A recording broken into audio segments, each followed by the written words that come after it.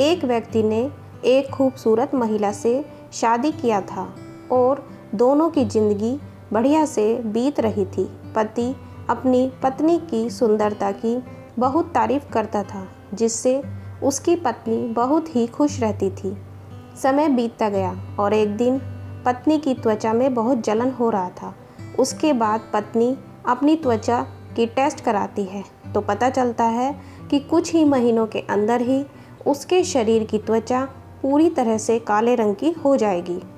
इसके बाद पत्नी घबरा जाती है और सोचती है कि अगर मेरा शरीर आकर्षक नहीं होगा तो मेरा पति मुझे छोड़ देगा, क्योंकि वह उसे शरीर की सुंदरता पर ही खुश रहता था।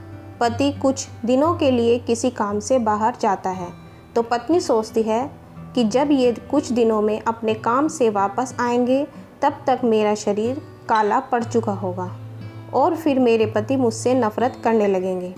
वह भी अपने पति से प्यार करती थी और यह नहीं चाहती थी कि उसकी बदसूरत शरीर के वजह से उसका पति उसे छोड़ दे। इसलिए वह खुद की आत्महत्या करने के बारे में सोचती है, क्योंकि वह अपने पति के बिना नहीं जी सकती थी।